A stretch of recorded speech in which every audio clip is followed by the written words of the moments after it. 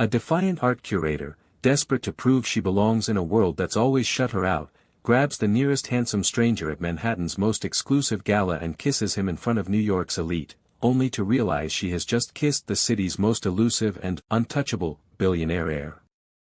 Zara Mitchell enters the Metropolitan Arts Foundation ballroom not for the champagne or the crystal chandeliers, but for a personal war of validation. Freshly stung by a condescending banker who questioned her right to breathe the same rarefied air, she is determined to show she is worthy. Dressed in a thrift store gown that somehow radiates confidence, she navigates the room with borrowed armor, poise until the banker's thinly veiled disdain triggers a sharp, impulsive need for vindication. She chooses Lucas Harrington, a man known for privacy and power, as her unwitting accomplice, unaware that he is drowning in a 6-month ultimatum of his own. Zara woke to the aggressive buzz of her phone vibrating against the nightstand, a sound that pulled her from dreams of crystal chandeliers and storm-gray eyes. She reached for it blindly, squinting at the screen through the harsh morning light filtering through her studio apartment's single window. 17 missed calls. 43 text messages. Her social media notifications had exceeded the app's ability to count them. Her best friend Maya's message sat at the top, "Girl. What did you do?" The memory crashed back in waves, the gala, the banker's condescension, the impulsive decision to prove she belonged by kissing a complete stranger. Oh God! The stranger. The tall, dark-haired man whose lips had been softer than she expected, whose momentary surprise had given way to something that felt almost like curiosity. She opened Instagram with trembling fingers. The first post made her stomach drop, a photo of her, caught mid-kiss with the mystery man, his hand frozen halfway to her waist as if he couldn't decide whether to push her away or pull her closer. The caption read, "Mystery woman steals kiss from Harrington heir." Harrington. As in Harrington Global. As in the business empire that owned half of Manhattan's skyline. Zara scrolled frantically through the comments, each one a fresh stab of humiliation. Gold digger. Social climber. Who even is she? Some defended her, loved the confidence, but those felt worse somehow, like they were celebrating a performance she hadn't meant to give. The knock on her apartment door came at 9:47 a.m., sharp and authoritative. She wasn't expecting anyone. She definitely wasn't expecting to open it and find Lucas Harrington standing in her narrow hallway, looking impossibly out of place in his tailored charcoal suit among the peeling paint and flickering fluorescent lights. "Ms. Mitchell," he said, his voice carrying the same quiet intensity she remembered from last night. "We need to talk about what happens next." Zara tightened her grip on the doorframe, her borrowed confidence from the gala nowhere to be found. "I don't even know how you found me." His lips curved into something that wasn't quite a smile. "You'd be surprised what a decent security team can accomplish." He glanced past her into the cramped studio, the unmade futon, the canvases stacked against every wall, the kitchen that was barely more than a hot plate and a coffee maker. "May I come in? I have a proposition that might interest us both." Zara's hands shook slightly as she poured coffee into 2 mismatched mugs, acutely aware of Lucas Harrington sitting at her paint-splattered kitchen table, a piece of furniture she'd rescued from a sidewalk 3 years ago. He looked like a Renaissance sculpture dropped into a thrift store, all sharp angles and expensive tailoring surrounded by her chaos of art supplies and unfinished canvases. "Your coffee is terrible," he said after the first sip, but there was no judgment in his voice, just observation. "I'm aware." Zara sat across from him, crossing her arms defensively. "You didn't come here to critique my caffeine skills. What do you want?" Lucas set down the mug with careful precision. "My grandfather is dying. Pancreatic cancer, stage 4. He's given me 6 months to prove I'm taking the family legacy seriously, which in his mind means settling down with someone appropriate." He met her eyes directly. "If I don't, control of Harrington Global goes to a corporate board, and everything my mother built gets dismantled for profit margins." Zara blinked. "That's... I'm sorry, but what does that have to do with me kissing you at a gala?" "Everything." Lucas leaned forward slightly. You kissed me because you wanted to prove something to someone who didn't believe you belonged. I need to prove something to my grandfather, that I can commit to something beyond quarterly earnings reports. The difference is, you don't want anything from me. You didn't even know who I was. The implication settled over her slowly. You want to fake a relationship. I want to propose a mutually beneficial arrangement. 3 months of public dating. You get access to the art world's most exclusive circles, gallery openings, private collections, connections that could launch your career beyond volunteer shifts at community centers. I get my grandfather off my back and keep my mother's legacy intact. Zara laughed, a sharp sound without humor. You realize how insane this sounds? I'm not some socialite. I crashed that gala on a dare. I don't belong in your world. That's exactly why this works, Lucas countered. Everyone saw that kiss. They're already writing the narrative, the mysterious woman who caught the attention of Manhattan's most eligible bachelor. We just lean into it. She should say no. Every rational instinct screamed at her to send him back to his penthouse and his privilege. But the irrational part, the part that had kissed a stranger to prove a point, whispered something different. What if? Strict rules, Zara heard herself saying. This stays professional. No blurred lines, no complications. Lucas extended his hand across her battered kitchen table. Professional. I can do professional.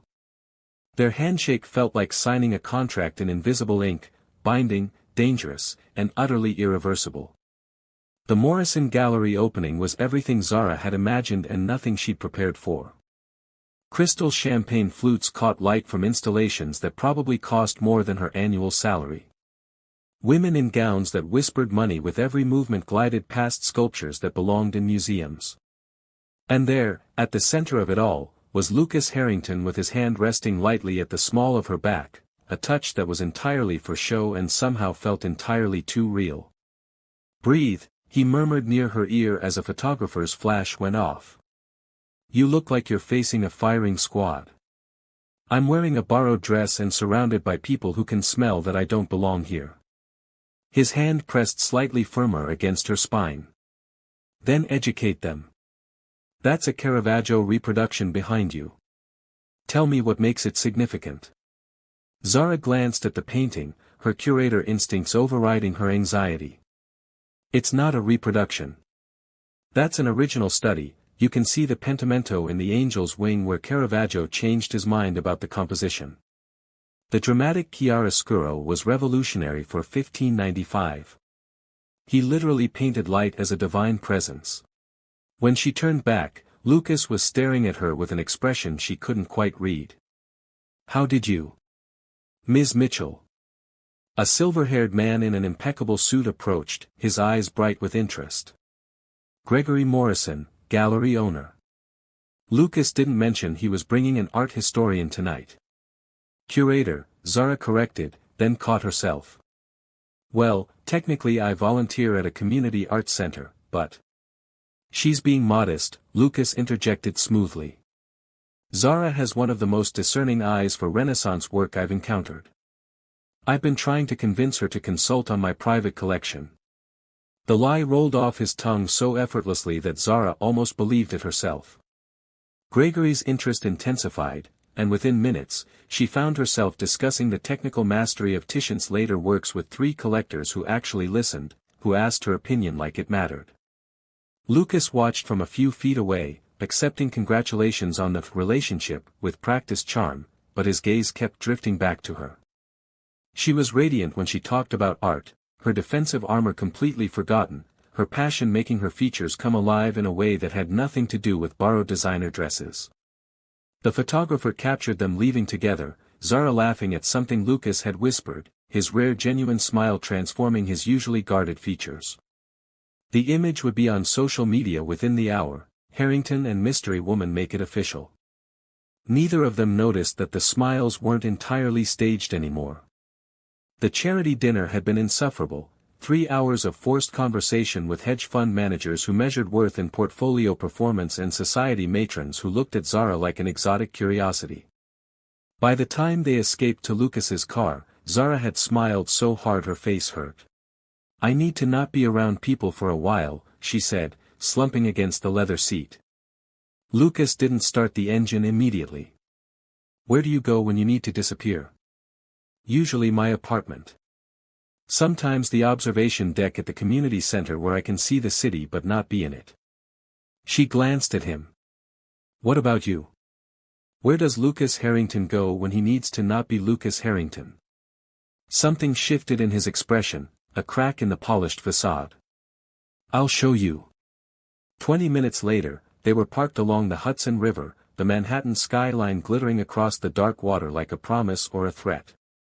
Lucas had shed his suit jacket, his tie loosened in a way that made him look almost human. They sat on the hood of his car, an absurdly expensive vehicle that probably cost more than most people's homes, sharing silence that felt less awkward than it should have. "My mother used to bring me here," Lucas said finally. "Before she died, before everything became about board meetings and quarterly reports. She'd say the city looked different from a distance, less overwhelming, more like art." Zara drew her knees up, resting her chin on them. "How old were you?" 16. Aneurysm. One morning she was planning a gallery opening, by afternoon she was gone. His voice carried a flatness that spoke of old wounds inadequately healed. "My grandfather threw himself into the business. I learned to do the same. Easier to manage profit margins than grief. My father left when I was 12, Zara offered, surprised by her own willingness to share. Just didn't come home one day. My mom said he felt trapped by responsibility, by us. I spent years trying to be impressive enough that he'd regret leaving, prove I was worth staying for." Lucas turned to look at her, really look at her. "Is that why you crashed the gala? Still trying to prove you're worth the space you occupy?" The observation was too accurate, too cutting. "Maybe. Or maybe I'm just tired of being outside the glass, looking in at a world that was never meant for people like me." "People like you," Lucas repeated softly. "You mean people who actually know what they're talking about? Who can identify a Caravaggio study and make hardened art collectors hang on your every word? Those people. People without trust funds and family names." He was quiet for a long moment, then, "I can't trust anyone's motives anymore. Every conversation is a transaction, every relationship a strategic alliance. People see Harrington first, Lucas somewhere distant second, if at all." He met her eyes. "You kissed me without knowing who I was. Do you understand how rare that is?" Zara's breath caught. This wasn't part of the deal, this raw honesty, this vulnerability that made her chest ache with recognition. This was supposed to stay professional. "I know." But neither of them moved away. The skyline glittered on, bearing witness to the moment when their carefully constructed arrangement began its inevitable collapse into something far more dangerous. Lucas's penthouse was a study in controlled elegance, floor-to-ceiling windows overlooking Central Park, furniture that whispered money without shouting it, art that belonged in museums casually adorning the walls. Zara had been here twice before for strategy sessions, but tonight felt different. Tonight, they'd just survived dinner with Lucas's cousin Derek, a man whose smile never reached his eyes and whose comments about Zara's refreshing authenticity had been carefully calibrated insults. "He's threatened by you," Zara said, kicking off her heels and padding to the window. The city sprawled beneath them, infinite and indifferent. Lucas poured 2 glasses of wine, his movements carrying a tension that hadn't been there an hour ago. "Derek's been circling the company like a vulture since my grandfather's diagnosis. Tonight was him testing whether you're real or just another item on my calendar." "And what did you tell him?" "That you're none of his damn business." Lucas handed her a glass, their fingers brushing in a way that sent electricity up her arm. "You didn't have to defend me like that. When he implied I was using you. He implied we were using each other, which technically," Zara stopped, because Lucas was standing close enough that she could see the flecks of silver in his storm-gray eyes, close enough that she could feel the heat radiating from his body. "Technically, this is all pretend," Lucas finished, his voice dropping to something rough and honest. Except it hasn't felt pretend since that night by the river. Maybe since the museum, when you talked about Caravaggio and I realized I wanted to hear you talk about everything, not just for 3 months but. Zara set down her wine glass before she could drop it. We said no blurred lines. I know what we said. His hand came up, hovering near her face like he was afraid to touch her, afraid of what it would mean. Tell me you don't feel this. Tell me I'm alone in this and I'll step back, we'll finish out the arrangement exactly as planned. She should lie. She should protect herself, maintain the walls she'd spent 28 years building. Instead, she closed the distance between them and kissed him. This kiss was nothing like the gala, no audience, no cameras, no desperate need to prove anything to anyone. This kiss was slow and deliberate and terrifying in its honesty. Lucas's hand finally made contact, cupping her face like she was something precious, and Zara felt the last of her defenses crumble. His other arm wrapped around her waist, pulling her closer, and she went willingly, her hands fisting in his shirt. When they finally broke apart, both breathing hard, Lucas pressed his forehead against hers. This complicates everything. I know, Zara whispered, but she didn't move away. They stood there in the dark, the Manhattan skyline witnessing the moment when their arrangement stopped being business and became something neither of them knew how to name, something real, something dangerous, something that felt inevitable and impossible all at once. The Harrington estate in Connecticut was exactly what Zara had expected and somehow more, old money wrapped in careful taste, generations of wealth so established it didn't need to announce itself. She smoothed her dress for the 3rd time as Lucas pulled up the circular driveway, her nerves singing with the awareness that this dinner mattered in ways that transcended their arrangement. He's going to see right through us, she said. Lucas cut the engine, turning to face her. Maybe. My grandfather is many things, but stupid isn't one of them. He reached for her hand, the gesture automatic now, no longer just for cameras. Just be yourself. That's all I need you to be. Victor Harrington was waiting in the library, a room that smelled of leather and old books and something indefinably masculine. He was thinner than Zara had expected, his illness visible in the careful way he moved, but his eyes were sharp as he assessed her with the same intensity she'd seen in his grandson. So you're the young woman who kissed my grandson in front of half of Manhattan, Victor said without preamble. Bold move, Ms. Mitchell. Zara refused to flinch. It was impulsive, Mr. Harrington. I'm not typically in the habit of assaulting strangers at galas. A smile ghosted across his weathered features. Please, call me Victor. And I find myself grateful for your impulse. Lucas has been going through the motions of living for far too long. You seem to have disrupted that. Dinner was an exercise in verbal fencing. Victor asked probing questions about her background, her work, her intentions toward his grandson, questions that would have been invasive if they weren't delivered with such genuine curiosity. But when the conversation turned to art, specifically the collection of paintings adorning the dining room walls, Zara forgot to be defensive. That's a Mary Cassatt, she said, studying the painting of a mother and child. Late period, probably 1890s based on the brushwork. She spent her entire career fighting to be taken seriously in a male-dominated field, had to leave America to find respect in Paris. Victor set down his wine glass. You know your art history. I know what it's like to fight for space in rooms that weren't built for you, Zara said, then caught herself. Sorry, Don't apologize for speaking truth. Victor's gaze moved between her and Lucas, something calculating and strangely satisfied in his expression. My late wife collected Cassatt specifically for that reason. She said every woman who achieved something impossible deserved to be remembered. Lucas's hand found Zara's under the table, squeezing gently. She squeezed back, a private communication that said thank you and I've got you in equal measure. Later, as they prepared to leave, Victor pulled Lucas aside. Zara pretended not to listen from the foyer, but the old man's words carried. Whatever arrangement brought her into your life, grandson, don't be fool enough to let her go. That's the first real thing I've seen from you since your mother died. In the car, Lucas was quiet for a long time. He knows, he finally said. He knows, Zara agreed. And I don't think he cares. Lucas had been nervous all morning, a subtle tension in his shoulders that Zara had learned to recognize over the past 6 weeks. They were supposed to attend a fundraiser brunch, but instead, he'd driven them to a townhouse in the West Village, a building Zara had never seen him approach before. This was my mother's studio, Lucas said, unlocking a door that clearly hadn't been opened in years. No one's been inside since she died. Not even my grandfather.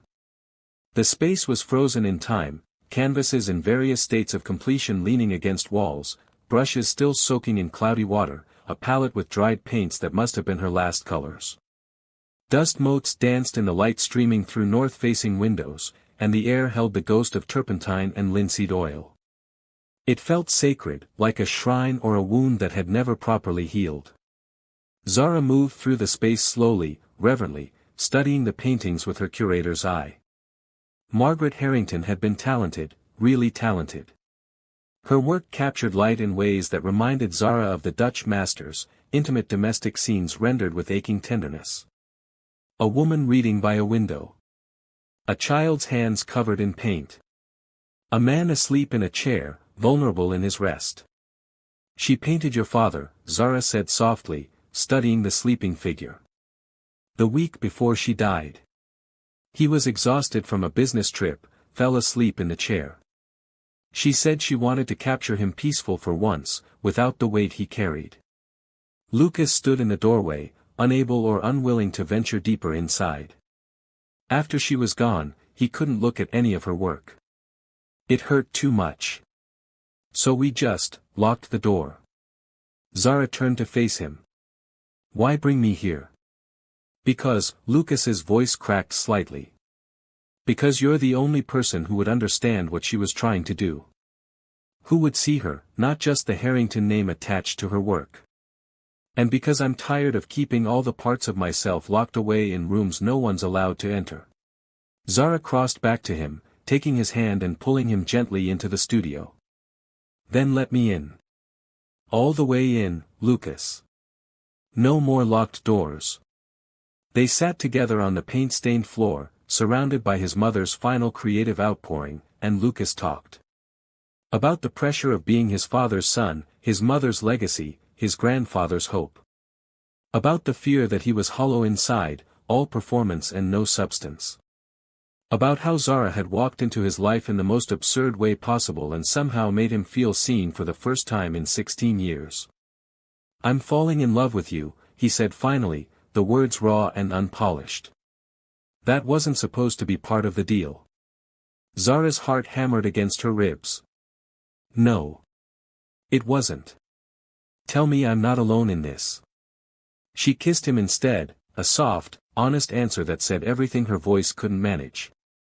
When they broke apart, tears were streaming down her face, and she didn't bother wiping them away. You're not alone, she whispered. God help us both, you're not alone. They stayed in the studio until the light faded, holding each other among the ghosts of Lucas's past, neither of them quite ready to face what came next. The autumn gala at the plaza should have been a triumph. 3 months into their arrangement, Zara had finally stopped feeling like an imposter in designer gowns. She knew the donors by name, could navigate conversations about art patronage without second-guessing every word. And Lucas looked at her now like she was the only person in the room, an expression that stopped being performance somewhere around week 7. Zara was getting champagne when she overheard Derek's voice from behind a marble column. He was talking to someone she didn't recognize, his tone carrying that particular smugness she'd learned to despise. 3-month timeline ends next week. Lucas played it perfectly, I'll give him that. Grandfather's completely convinced the relationship is real. The stranger responded, words Zara couldn't quite catch. Oh please, Derek laughed. The girl's a nobody from Queens. You think she'd look twice at him without the Harrington name? It's all theater, just enough to satisfy the ultimatum and secure the inheritance. Though I hear Lucas is trying to decide if he should extend the arrangement through the holidays for optics. Zara's hand tightened on her champagne flute hard enough that she was surprised it didn't shatter. 3 months. Timeline. Ultimatum. Theater.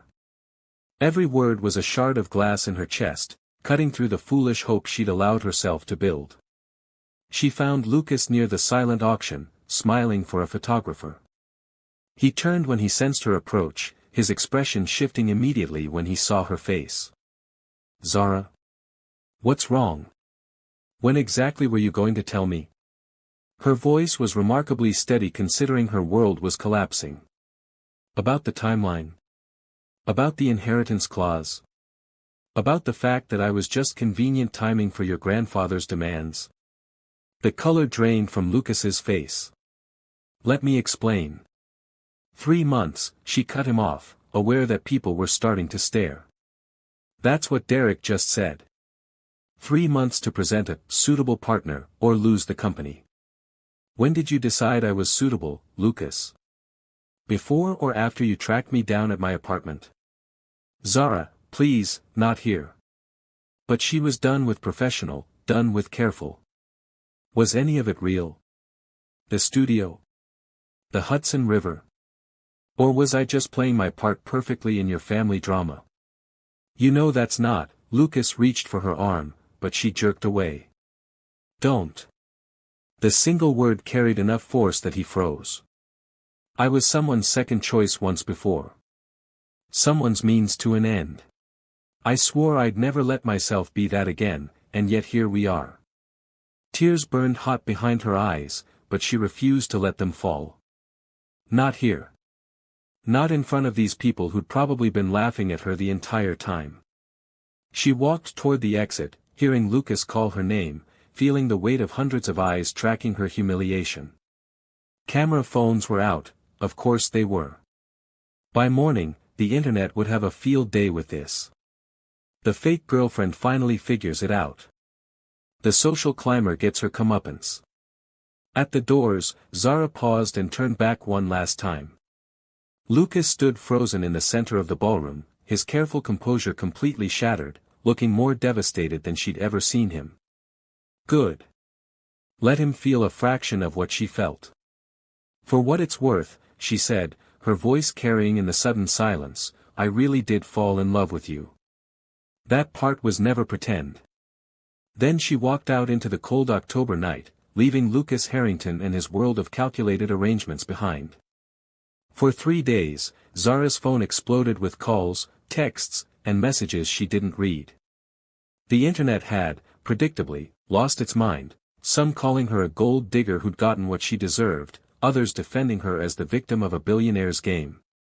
She ignored all of it, threw herself into her volunteer shifts at the Community Arts Center, and tried to remember who she was before Lucas Harrington crashed into her life. On Tuesday afternoon, she was helping a group of 8-year-olds with finger painting when she felt the room's energy shift. She looked up to find Lucas standing in the doorway of the studio, completely out of place in his expensive suit among the construction paper and tempera paint chaos. Mr. Harrington, she said coolly, very aware of 20 small eyes watching with interest. This is a private session. I know. I'm sorry. He stepped inside, and Zara noticed with some satisfaction that he looked terrible, dark circles under his eyes, his usual polish dulled by obvious exhaustion. I just need 5 minutes. You had 3 months. One of the kids, a girl named Sophie with paint-covered hands, piped up. Are you Zara's boyfriend? You look sad. Lucas smiled, a ghost of his usual expression. I am sad, Sophie. I did something really stupid and hurt someone I care about very much. Did you say sorry? Sophie pressed, with the straightforward logic of an 8-year-old. I'm trying to. But I don't think sorry is enough. Lucas's eyes never left Zara's face. Can we talk? Please. Not as Lucas Harrington and the woman caught up in his family drama. Just as two people who found something real in the middle of something fake. Zara wanted to say no. Wanted to send him back to his penthouse and his perfectly orchestrated life. But she saw her own pain reflected in his expression, and despite everything, she couldn't quite make herself twist the knife deeper. "Kids, work on your paintings. I'll be right back." She led Lucas to the small office, closing the door against curious young eyes. "Talk. You have 5 minutes." "The arrangement was my idea," Lucas said immediately. "My grandfather gave me the ultimatum 6 months ago: find someone serious or lose control of the company to the board. When you kissed me at the gala, I saw an opportunity. A woman who clearly wanted nothing from me, who didn't even know who I was. Perfect cover. I know all this. But you don't know that within a week, it stopped being cover. That drive by the Hudson River. I'd never taken anyone there before, not business associates, not the women my grandfather tried to set me up with. Only you. The studio was supposed to stay locked forever, but I wanted you to know my mother, to understand where I came from." His voice cracked slightly. "I was supposed to propose this week, stage the perfect engagement to seal the deal. Instead, I told my grandfather the truth 3 days ago." Zara's breath caught. "What truth?" "That I fell in love with you. That you were never a convenient solution or a strategic move. That if choosing you means losing the company, I'll lose the company." He took a step closer. "I can't keep my mother's legacy, Zara, but I can honor what she would have wanted, for me to be brave enough to choose something real over something safe. Lucas, you can't just throw away your inheritance." "I already did." He pulled a folded paper from his jacket, handing it to her. "My formal resignation from the Harrington Global Board. I signed it yesterday." Zara stared at the document, her hands shaking. "This is insane. Your grandfather, the company, everything you worked for. Doesn't matter if I don't have you." Lucas's hand came up, hovering near her face in that familiar gesture of wanting to touch but fearing rejection. "I'm not asking you to forgive me immediately. I'm not even asking you to take me back. I'm just asking you to believe that what we had was real. That I see you, Zara Mitchell, not a solution, not a convenient arrangement, but the woman who made me feel like myself for the first time in 16 years. Tears spilled down Zara's cheeks. "You're an idiot. I know. You should have told me about the timeline from the beginning. I know that too." She was quiet for a long moment, studying his face, the sharp features she'd memorized, the storm-gray eyes that had looked at her like she mattered. "For the record, your grandfather called me yesterday. Said if I didn't take you back, he'd haunt me from beyond the grave because you're even more insufferable when you're heartbroken." Lucas's eyes widened. "He called you? And approved the resignation? Said something about you finally making a choice worth respecting?" Zara took a shaky breath. "He's putting the company in trust for your future children." His exact words were, "whenever you and that remarkable young woman stop being stubborn." Hope flickered across Lucas's features. "Does that mean?" "It means you're still an idiot," Zara interrupted. "But you're my idiot. If you'll have me." Lucas closed the distance between them in 2 strides, cupping her face in both hands and kissing her with a desperation that spoke of 3 days of agony and the relief of coming home. When they broke apart, they were both crying, both laughing, both aware that they'd come terrifyingly close to losing each other. "I love you," Lucas whispered against her forehead. "That was never part of the plan." "I love you too," Zara replied. "Even though you're terrible at communication and incapable of making decent coffee." From outside the office, they heard Sophie's voice carry, "Miss Zara. Your boyfriend is kissing you. Does that mean he said sorry good enough?" They laughed, foreheads pressed together, the sound carrying equal parts relief and joy. "Yeah, Sophie," Zara called back. "He said sorry good enough." And for the first time in 3 days, surrounded by finger paintings and the chaotic innocence of children's art, Lucas Harrington felt like he could finally breathe.